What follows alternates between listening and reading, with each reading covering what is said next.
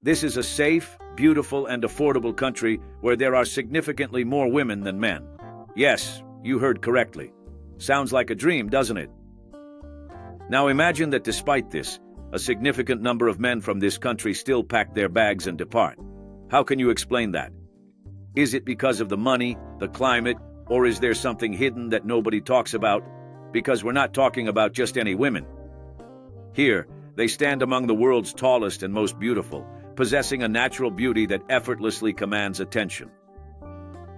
Today, we're going to travel to an almost forgotten corner of Europe, a place with breathtaking architecture, a turbulent history, and a population imbalance that completely changes the lives of those who live here. And I will tell you, what appears to be a paradise for some can prove to be a tremendous challenge for others. In the end, I want to know, would you face living in this country full of women, or would you be left empty-handed? Oops.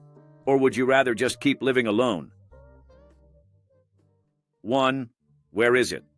You know that place that never shows up on Instagram, that none of your friends have visited, and that you've probably never even heard of?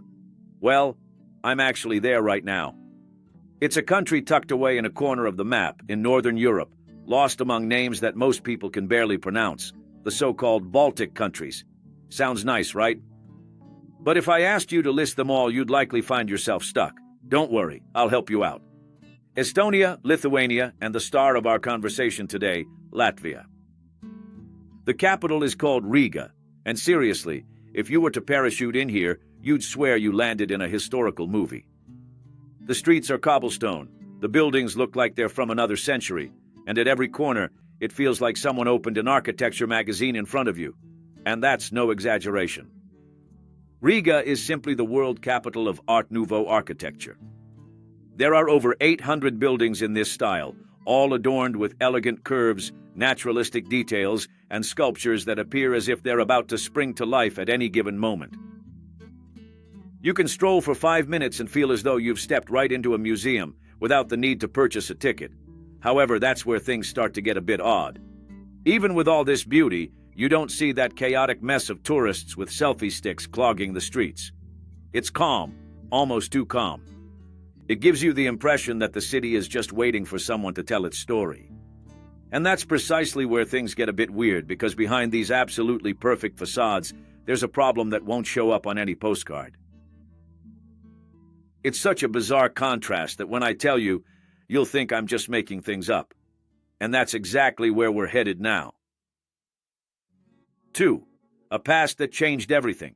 To grasp today's Latvia, we must go back in time. And I ask you, how did such a small country manage to be so important in the past? At the beginning of the 20th century, Latvia was experiencing a golden age. The location was absolutely perfect, positioned right in the middle of the route between Eastern and Western Europe. Isn't it obvious that a place like that would become a bustling commercial hub? Riga, the capital, welcomed ships, goods, cultures, and influences from all over. Germans, Russians, and Scandinavians all passed through here, definitely leaving their mark. But then came World War II. And I ask you, how many times in history has a promising country been destroyed for being in the wrong place at the wrong time? First, the Nazis occupied Latvia. Soon after, it was the Soviet Union's turn. And when a country is swallowed by powers of that size, do you think its identity survives intact? The culture was suffocated. Thousands of Latvians were torn from their homes and sent to labor camps in Siberia. Simultaneously, people also arrived from other regions of the Soviet Union: Russians, Belarusians, and Ukrainians. Isn't it obvious this would entirely alter the country's makeup? Independence finally arrived in 1991, with what was known as the Singing Revolution. From that point forward, Latvia embarked on a journey of rebuilding. It joined the EU, NATO, and adopted the euro. The economy recovered, but is it possible to erase decades of trauma and social transformation so quickly? Because you just have to look at the population today to realize that something is out of place. A detail that may appear to be merely a statistical curiosity, but in practice, it affects everyone residing here. And that's exactly what we're about to delve into right now. 3. The population enigma. Now tell me, What happens to a country when it begins to rapidly lose its people? Since 1990, Latvia has seen a third of its population disappear. It's not a slow decline, it's a population decline. And do you think that doesn't change the lives of everyone who stays? The numbers are frightening. Some of the young people left in search of better salaries in other European countries. Those who stay often don't have children. And the outcome is clear. The population is aging and consistently declining year after year. But here's the detail that makes this story different from any other. Latvia has far more women than men. Does that sound like a good thing? Just wait. For every 84 men, there are indeed 100 women. This means that statistically, 16 women will be left without a partner, even if every single one wanted to get married. And we're not talking about just any women. We're talking about one of the countries with the tallest women in the world, with an average height of 5 feet 9 inches, and known for their natural beauty without exaggerated makeup. Now think with me. What is it like to live in a place where the competition is so disproportionate, but in the opposite direction of what happens in most countries? For foreign men, it might seem like the perfect scenario, but for many women here, it's a very serious problem. After all, with men already scarce and many of them leaving for work, who's left? And here arises the question that will guide the remainder of this narrative. Why, despite such evident potential, is this nation witnessing its men depart and its women remain? 4. The issue of having a surplus of women. Have you ever considered that what appears to be paradise isn't always what it seems? In Latvia, the fact that there are many more women than men creates a curious scenario, but it also reveals a problem that you don't see in pretty Instagram photos. Think about it. If there's already a scarcity of men and many of those here dream of working abroad, what happens to those who stay? The outcome is clear. The competition for a relationship becomes disproportionate, and it's quite common to hear women from here express that they've given up hope of finding the right man in their homeland. And why are these men departing? It all comes down to money. While Latvia appears inexpensive to visitors, offering affordable lodging, tasty food, and modest prices for residents, making ends meet isn't quite as simple. The average salary hovers around €1,000 monthly, and from that, you must cover rent, household expenses, education, transportation, and still endeavor to set something aside. Now tell me, can that compete with the salary the same professional would earn in Germany or the United Kingdom? It's not just money. The climate here also takes a toll. The winter is long, with few sunny days, and this even affects people's moods. It is not a mere coincidence that Latvia counts among the countries with the highest rates of depression and also among those with one of the highest suicide rates across Europe. Would you stay here if you had the chance to restart in a place with greater opportunities and more daylight? Ultimately, the situation is quite contradictory. A safe, beautiful country with an abundance of incredible women, yet a significant number of men perceive no future and choose to depart. And that's where the question takes a different turn. Is this truly a paradise for foreign men? Or is it a warning sign that if so many people are departing, there might be a more profound issue occurring here? 5. Cheap for tourists, tough for residents. First impressions can be deceiving. If you come to Latvia as a tourist, you'll think you've landed in a cost-benefit paradise. Just consider a massive apartment right in the heart of Riga for under $10 per night, a warm cup of coffee for mere cents, and a respectable bottle of wine for just over €1. And a typical complete meal that leaves you satisfied and still has leftovers, all for less than what you would spend on fast food out there. Now tell me, with prices like these, who wouldn't think about moving here? The problem is that for the local resident, the math is different. The average salary in Latvia is about €1,000 a month. Does that sound reasonable? So remember that from this amount, you'll subtract rent, utilities, transportation, food, taxes, and still contend with a long winter, which demands costly clothing and heating. It's not difficult to see why many choose to pack their bags and seek their fortunes in neighboring countries, where the same work yields much higher pay. And here arises the question that demands an answer. Is living in a beautiful, safe, and affordable location for tourists truly worthwhile when you're the one on the other side, covering the expenses each month and experiencing the economic constraints firsthand?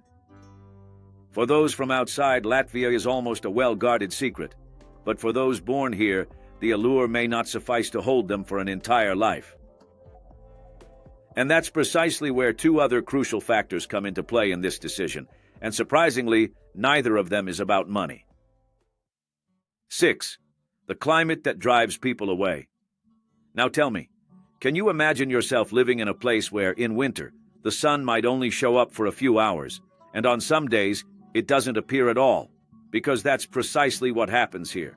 Winter in Latvia is long, cold, and gray. Temperatures easily drop close to zero, and believe it or not, that's not the most difficult aspect. What truly weighs on people is the absence of daylight. You wake up, it's still dark. You leave work, it's already dark. And here comes the unavoidable question. How much time will pass until that starts messing with your mind? It's no coincidence that Latvia is among the countries with the highest depression rates in Europe. And even more alarming, it ranks second for the number of suicides on the continent. How do you explain this in a place that, to a visitor's eyes, seems so calm and safe? The answer isn't simple. Part of it comes from the turbulent history the country carries. Part of it comes from the isolation imposed by the climate. And when you add all that to a constrained economy and an uncertain future, life here stops being the picture-perfect postcard we see in photos. Now think with me. If even the locals feel this weight, what would it be like for an outsider who arrives expecting to live the dream? That's why, to truly understand Latvia, you need to look beyond the beautiful facades and delve into what's happening behind the scenes. And believe me, this becomes even more apparent when you walk through Riga, observe daily life, and notice how the scenery changes from one neighborhood to another. 7. Life in Riga. Imagine we're walking side by side through the center of Riga. You glance up and behold buildings adorned with intricate facades, each window appearing as a masterpiece of art. And I ask you, how can such a beautiful place remain so little known?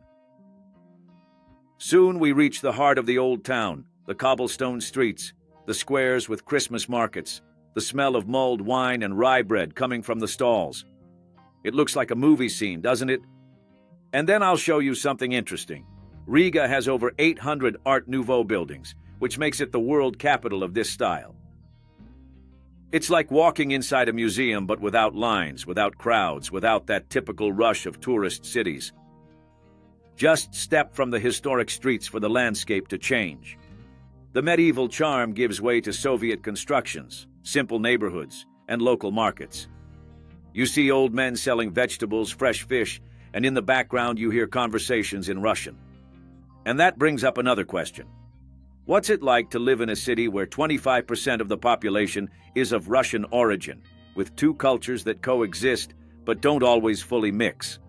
At the Central Market, you'll discover a wide range of goods, from classic rye bread to black peas with bacon, which they consider their national dish. It's all affordable, delicious, and straightforward. And curiously, even with a low average income, you still see luxury cars on the streets, BMWs, Mercedes, and even some Porsches. Quite a paradox, wouldn't you say? It's in this contrast that Riga reveals itself a mix of past and present, of wealth and hardship, of beauty and challenge. And it's in this very scenario that it starts to become much clearer why so many men from here prefer to leave, abandoning a country where women are in the majority. 8. Why do the men flee?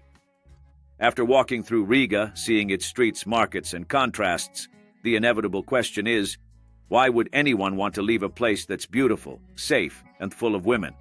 The answer has several layers. First, it all comes down to money. With an average salary of around 1,000 euros, many men look abroad and see that they can earn twice or even 3 times as much for the same job in Germany, the UK, or Scandinavia. Who would have the courage to say no to that opportunity? Then there's the climate. Long winters, short days, little sun. Waking up and returning from work in the dark slowly drains your energy, motivation, and spirits. How many years could you endure that without thinking of looking for something different? And then there's the weight of its turbulent history. Decades of foreign domination, forced population changes, and an economy that never fully bounced back. This leaves lasting marks and frequently gives rise to a sensation that, even if life holds good aspects, the future here remains unclear. Now put it all together. Better salaries elsewhere, a milder climate, more opportunities. Do you understand why so many men pack up their bags and depart, even when leaving a situation that, to an outsider, appears nearly flawless? And that is precisely the great irony of it all. To an outsider, Latvia appears to be a paradise, a secure, culturally rich nation boasting a significantly larger female population than male. However, for a lot of the people here, this paradise is, in reality, a point of departure. And the critical question is this population imbalance, with more women remaining and more men departing, transforming the very essence of the nation? Number 9. A tourist's perspective. Now let's reverse that viewpoint. But what if, instead of dwelling here, you were only visiting? The experience would be quite different, wouldn't it? As a tourist, Latvia is a true discovery. You land in Riga, and on the very first day, you feel as though you've stumbled upon one of those secret destinations that only the most discerning travelers uncover. The city is safe, clean, full of history, and to make it even better, your money goes a lot further here than it does in most of Western Europe. You wake up, enjoy a coffee for under €1, stroll through the historic district surrounded by buildings that resemble works of art, and for lunch, savor local dishes, paying less than you would for fast food in Brazil. So tell me, who wouldn't be enchanted by that? And on top of that, there are experiences that cost nothing at all. Strolling on the cobblestone streets, gazing at historic towers mirrored in the river, inhaling the aroma of freshly baked rye bread, exploring the central market, and window shopping for affordable chocolates and wines. If you want to venture out further, you can explore a beach on the Baltic Sea or even visit Tureta Castle, all without breaking the bank. Looking at it this way, doesn't it seem like a perfect destination? But then comes the question, is a tourist's impression enough to understand what it's like to live here every day? Because a visitor sees the picture-perfect setting, but those who live here also know what goes on behind the scenes. And it is exactly this difference in perception that makes Latvia such an intriguing nation. Latvia is a country with plenty of beauty, plenty of history, and plenty of women. Even so, many men from here leave. For those who visit, it seems like a paradise. For those who live here, it can be a daily challenge. So I ask you, would you dare to live in a place with more women than men, but where almost everything else is missing? Tell me in the comments below. And if you've made it this far, comment Latvia, so I know who the loyal fans of the channel are. Oh, and be sure to check out the video that's appearing on the screen now. Thanks, and see you next time.